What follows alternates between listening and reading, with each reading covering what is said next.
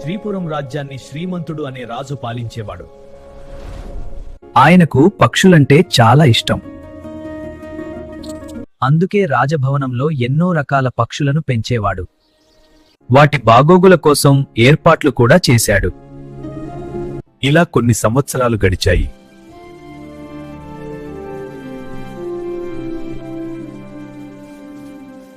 ఏమిటి రాజా, మీరు విచారంగా ఉన్నారు? ఏమైంది? మరేం లేదు, మన దగ్గర ఉన్న పక్షులన్నీ నిక్షేపంగా ఉన్నాయి, కానీ ఒక్కటి కూడా ఎగరడం లేదు. ఇంతలోనే రాజ్యంలో కార్చిచ్చు రగిలి అడవి తగలబడిపోతోందని చెప్పాడు మంత్రి. వెంటనే సైన్యంతో మంటలు ఆర్పించాడు మహారాజు. అందరూ కలిసి కృషి చేయండి. మరుసటి రోజు అక్కడికి వెళ్లి ప్రమాదం గురించి ఆరా తీయగా కొన్ని జంతువులు ప్రాణాలు కోల్పోయాయని, పక్షులకు ఎలాంటి హాని జరగలేదని తెలిసింది. తిరుగు ప్రయాణంలో రాజు దారిలో ఎగురుతున్న పక్షులను చూస్తూ రాజభవనానికి చేరుకున్నాడు.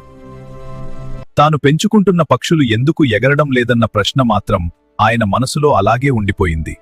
దాంతో ఒకరోజు సభలో ఇదే ప్రశ్న అడిగాడు. ఎవరికీ నచ్చిన సమాధానం వాళ్ళు చెప్పారు. వాటితో మహారాజు సంతృప్తి చెందలేదు.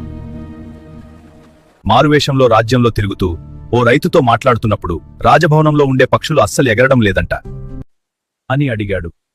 ఉన్నచోటే తిండి పెట్టి పక్షులను ఉచిత పథకాల ఆశ చూపి మనుషులను సోమరిపోతులుగా మారుస్తున్నాడు మా రాజు అన్నాడు రైతు. ఆ మాటలతో శ్రీమంతుడికి జ్ఞానోదయమైంది.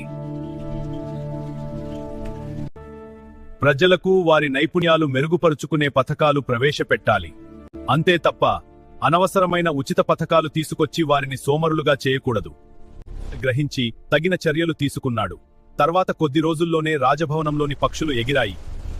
ఉచిత సౌకర్యాలు మనుషులను సోమరులుగా చేయవచ్చు, కష్టం మాత్రమే అభివృద్ధికి దారితీస్తుంది.